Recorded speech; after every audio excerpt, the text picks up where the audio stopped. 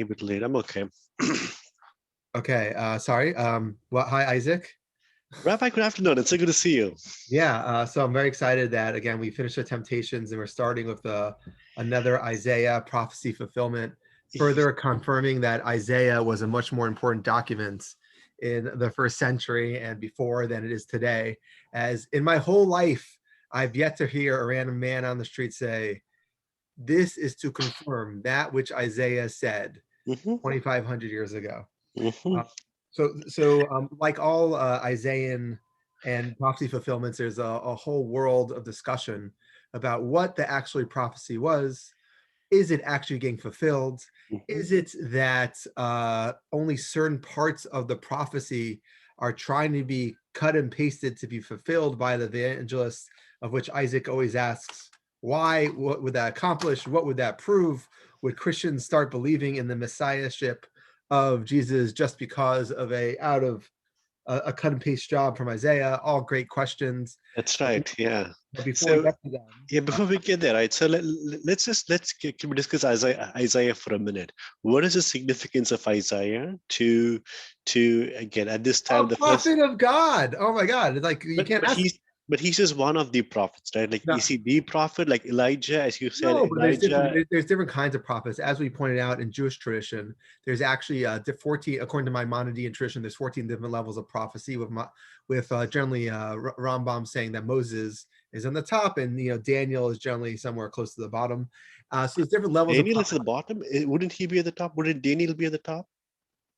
No, Daniel is. I see. well, one Okay. of the things that you would probably note is that Daniel appears in the writings, the third Yeah. section of Tanakh.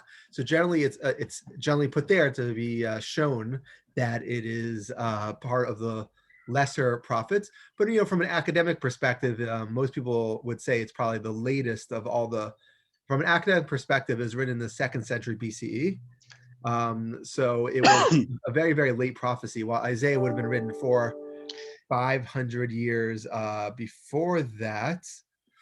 Um, okay, so Isaiah is important because certain prophets rise to the occasion and are viewed as more important in different time periods. So, So for example, you see, even in our world today, certain prophets or certain rabbis or certain Christians, just like the idea that certain saints are more important in different time periods. Just why? Because they really reflect the time period, or people could associate more with it. But Isaiah was always viewed as a more important prophet. yeah. So well, thank you for the background. Daniel is one of my heroes. So the Oh my guy, God. he was just remarkable, the kind of person he was. But I'm a bit bummed to hear that he was one of the lowest of the prophets. But I make a distinction between him as a prophet and his prophecy. At least in my mind, I make a split between he's a prophet and who he was and his prophecy. So on the topic of Isaiah, is Isaiah the prophet because of what he prophesied or because of who he was? Like for example, Moses, as you've noted, he was remarkable. He was one of a kind because God worked all these miracles through him, and he also A, prophesied about a prophet is a prophet. I mean, we had this discussion once before. yeah. But a prophet is generally defined as you talk of God. If you happen to have a conversation with God, and I guess God, it's a dialogue and not just unilateral, you praying or something, and you can actually hear the voice of God, or God interacts with you some level, that's a prophet. There's obviously a world of range of opinions of what a prophet is. As I pointed out multiple times, Bob Dylan is generally viewed as a modern day prophet for the writings that he doesn't steal. So I think a prophet a lot of times is able to tap into what we'd either call the active intellect or some kind of the God perspective, and able to spew out words of God from that perspective. So that's why I think we sometimes struggle with David and Solomon, Yeah. because we kind of sometimes, they're very rarely viewed as prophets. They're more viewed as being able to speak of the Holy Spirit, which would be a lower level prophecy. But beggars can't be choosers. If someone's able to do that, even when you're saying, "Oh, I'm so sad that Daniel is on the lower rung of prophets," He's a here's the rung of remarkable prophets, guy. and here's everyone else. Yeah. To actually even be on the rung of prophets is quite a level of spiritual attainment that we should all strive to be. I Uh, I should probably read the book of Isaiah. It's been a while since I've read the book, the complete book of Isaiah. that's very non-Christian of you, It is but totality. Go for it. You got to get through the Gospels, Revelation, the Paul letters. You got a lot of good Christian stuff to get through before you get stuck with the Old Testament stuff, That's like I am. But if you feel that's the way to go, it's good. Okay, so before we even get started with Naphtali and Zulun, one thing I just want to, I feel like we kind of flew over, but it's really interesting that Jesus fled from somewhere, from the desert or wherever he was. Who cares? Because of John or not because of John, it was the time period, we don't know. Fine. So Jesus flees, but then what we find out is that he went to Nazareth, which I guess is his home, and then he went to Capernaum, Kfar Nachum, which is on the northwest side of the northern side of the Sea of Galilee. So I think the question we just have to, before we go on, we have to ponder, what was the necessity for the evangelist to tell us that Jesus had two stops? Very easily, he could have showed up at Capernaum, and we have had no question. It seems that the evangelist wants us to know, Matthew wants us to know, that Nazareth was not a place that Jesus could stay. So why? Because it says he went there and they left there. It could just skip that step and said he was just at Capernaum. The fact that it says he, let's just read the exact words. He heard John was arrested. He left Nazareth, and he made his home in Capernaum. So it says he went to Galilee. He withdrew to Galilee. He went to Galilee. He came. I told you there's three verbs. One, returned to Galilee, came to Galilee, withdrew to Galilee. He went to the Galilee. He's in the north. Good. He's no longer in Perea. He's no longer in Samaria. He's no longer in Judea. He's in the north. Good. Go team. But then it says he left Nazareth and made his home in Capernaum. So what was the need to say they left Nazareth, implying that when he withdrew to the Galilee, he was in Nazareth? Now, isn't this his hometown? Isn't Nazareth his hometown, the place where Joseph and Mary, they lived, they brought him up? So in a way, he was going back home, right? So when he withdrew into Nazareth, he was going back to his roots, to where he grew. Now, in terms of why he left there, why he left Nazareth to go to Capernaum, I don't have an answer, or I don't know, and the evangelist has not made it clear, right? Now, I looked at this to say now.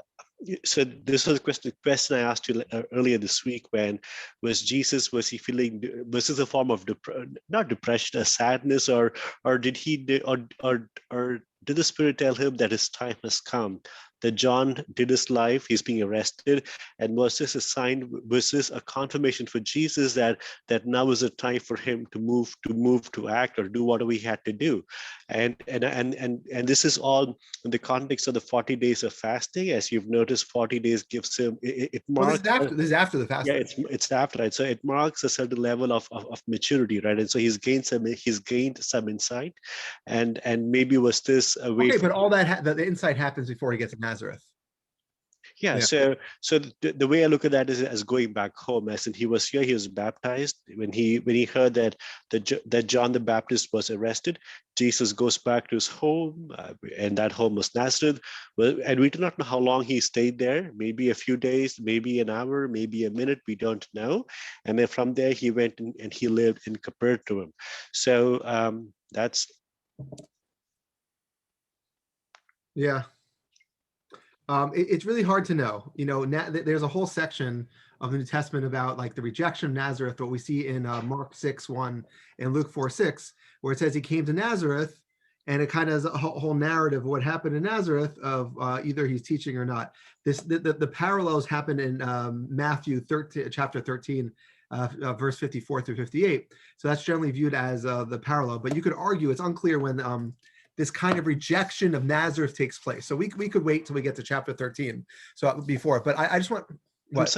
I'm surprised you use the word rejection. Like, where does it say he rejected Nazareth? He came there, and from there he went to Capernaum. It doesn't say I can't see anything. It just shows I can't even see a face. It says, see, the rejection of Nazareth.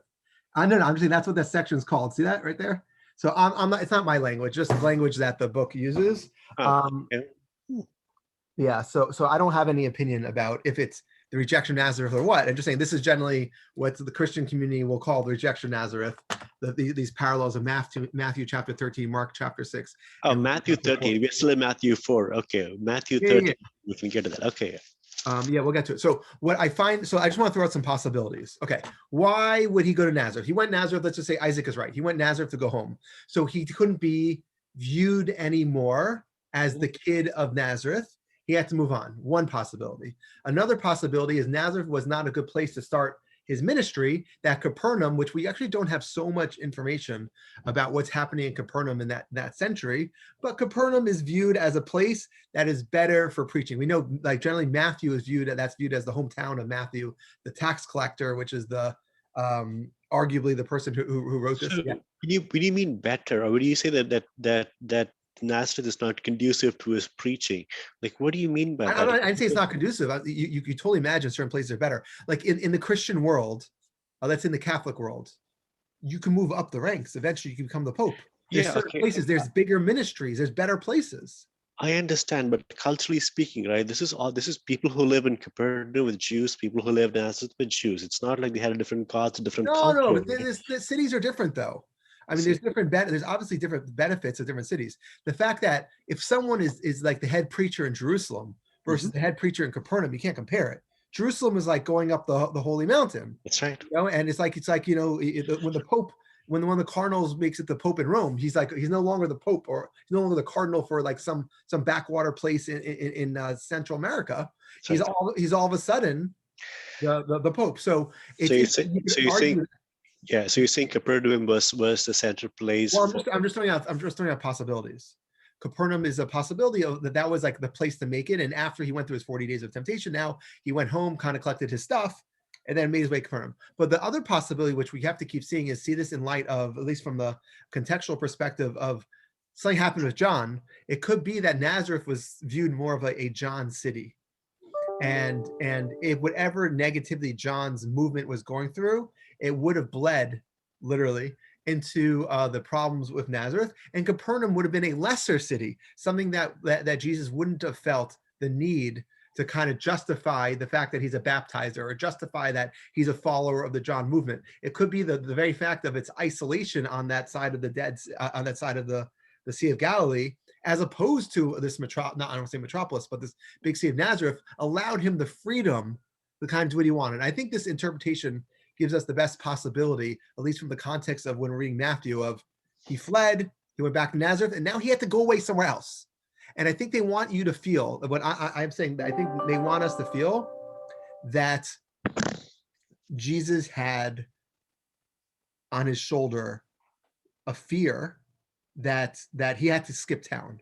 You know, he went to Nazareth, but now he had to move on. And Capernaum was that place that he moved on to. Okay, I just want to throw that as a possibility. I think that's plausible. You know, that's plausible, and who knows? I'm surprised you use the word fear, right? So was he leaving Nazareth from a motivation of fear, or as you mentioned, was he moving to Capernaum as in? It's more about leaving Nazareth. It's more about going to Capernaum, right? So that's a difference, right? I just mean for political reasons. I don't mean like we don't know the implications or the consequences of the John movement that other people thought. So John was baptizing people. He was saying the kingdom of heaven is nigh, and then people believed in that. His followers would have been dejected when he got executed. That's right. So what happened to his followers? Were there followers? Was Jesus the only follower? But then John was in the desert by the river Jordan, and he's nowhere. I mean, this is nowhere near Nazareth, right? Is that? I mean, the river Jordan goes all the way to the Sea of Galilee. So John lived by the desert. So we know that John lived in the wilderness, and that wilderness is, as you've noticed, that's Perea, and it's not Nazareth. Well, I mean, I think the question, obviously John got into, according to the Matthew, he got into issue with Herod. Herod Antipas, and therefore he had a political issue. Whatever, if you want to say, Herod's wife wanted his head, or if you want to say that he just was making accusations that was too much for Herod's stomach. No matter what, there was a political issue that he got into problems with the government, and the government executed him. So very common, the government wouldn't look very lightly upon other people who would have been John movement followers at the time. So anyways, we can't even tell what level Jesus is a follower, but I think that read makes a lot of sense to say that he was going from A to B to C. And what's really interesting is when we read the next verse, or I guess the verse we're up to today, when we say that, chapter 4, verse 14. Yeah, so when we get it after, that just says, so that which we did to fulfill what was spoken through Isaiah when it says land of Zulun. Oh, sorry, we allow you to read. I'm sorry. Oh no, go ahead. No, No, no, no, no, no, no, no. no, no, Rabbi, go ahead. I'm so used to reading. I don't know what I would do. I think it'd be the end of me. So please. The Gospel according to Saint Matthew, chapter 4, verses 14 onwards, so that what was spoken by the prophet Isaiah might be fulfilled. The land of Zebulun and the land of Naphtali, the way of the sea beyond the Jordan, Galilee of the Gentiles. The people dwelling in darkness have seen a great light. For those dwelling in the region and the shadow of death, on them a light has dawned. Wow. Okay. So many amazing things happening here, but the most important thing is there's so many different theories about what even version of Isaiah 9:1 and 9:2 are taking place here. Some people want to even hypothesize that the Septuagint that Matthew community was using might have been some different version because there's so much cutting and pasting down here. It's hard to imagine that it actually came from any of the couple of the Septuagint versions we have. So number one, we're not going to try to really figure out what each individual word means in comparison to Isaiah, because we're not really sure. This might just be the original text that they had. So that's point one. When we say land of Zulun and land of Naphtali, from on a map, those are the two lands around the Dead Sea, the Sea of Galilee. So it just means right there, right next to Capernaum on the left and right. And Isaiah 9:1 is referring to the Syrian army who would have come from the east towards that way, going towards them. And when they conquer the northern kingdom on the way to the southern kingdom of Judea. Most people say that the main focus of this verse is just saying that he went to Naphtali and Zulun. And again, this leads to your question that you always ask: what would that prove to anyone? The answer is it proves what it proves to whoever it proves. But for me, what's really interesting, the prophecy fulfillment is that he went north. He went north to the Sea of Galilee, and he's in the land of Naphtali and Zulun. But what's really interesting that Isaiah 9:2, which is paralleling Matthew 4:16, is the really important part for my part. One theory that I keep putting forth is whenever there's a prophecy fulfillment, we have to look up the whole prophecy and see the context of what's happening, and really what's happening around the actual prophecy is really what's more important for the Matthean community. So over here, I'm going to leave it to you to interpret. I'd love to hear what you say for 4:15, where it says, "The people who sat in darkness have seen a great light, and for those who sat in the region of shadow of death, light has dawned." So I'd love to hear your strong Christian interpretation of this. There's only one interpretation, and Oh, the only light one. Let's hear it. and the light is Jesus, and Jesus shone a light on those living in darkness. And there we go. That's the light of the world. I mean, I do not know how else to interpret this. And as a Christian, that's it. I mean, that's the only interpretation I have. Right, and it's really so. Let's take it two steps. I think that's 100% the right interpretation. Let's just take it two steps. From the Isaiah perspective of 9:2, it would have referred to, again, the Assyrian invasion of northern Israel, and they walloped them. They killed everyone.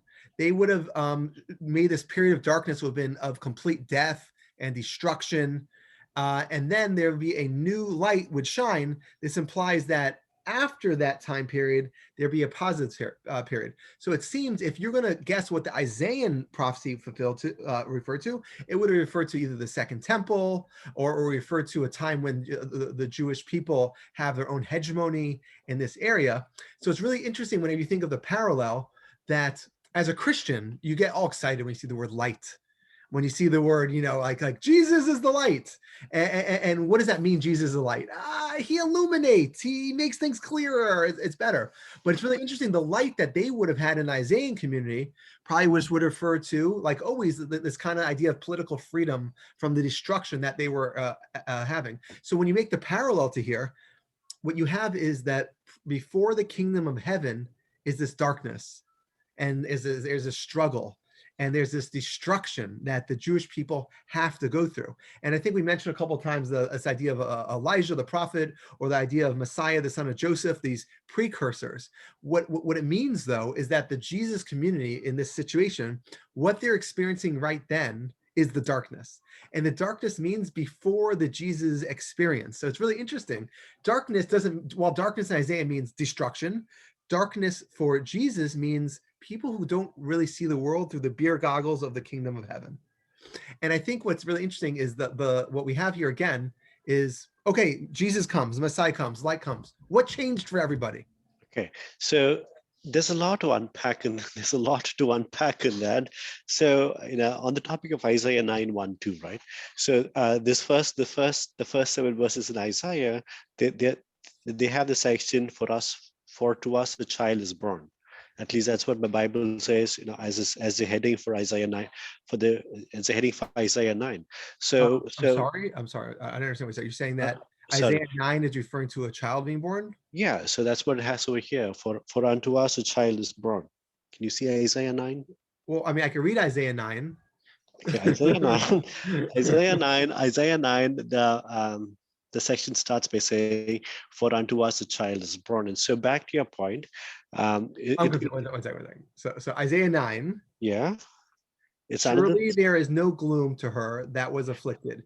In okay. the That's former time, that's he brought shame on the land of Zulun and the land of Naphtali, but in the latter, he brings honor on the way by the sea beyond Jordan, the circuit of Gentiles. okay. That's the first verse, but Yes. this chapter is under the section. For unto us a child is born. Does it not have that heading? At least that's what it has. Well, there's no heading. The headings aren't real. It's like when I said the rejection of Nazareth. That wasn't a real thing. That was just some guy put the word rejection of Nazareth on top.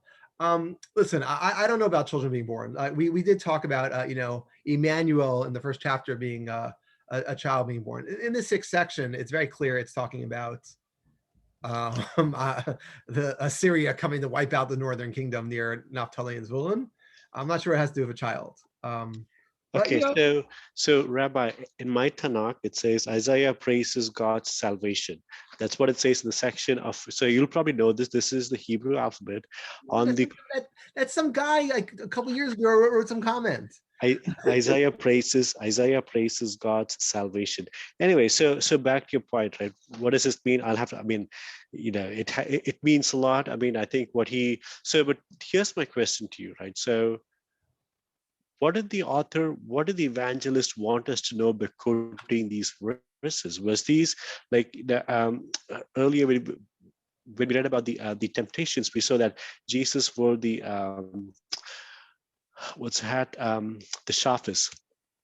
sharpest hat, and as a sharpest hat, he was able to take a verse and flip the devil on its head. So let me.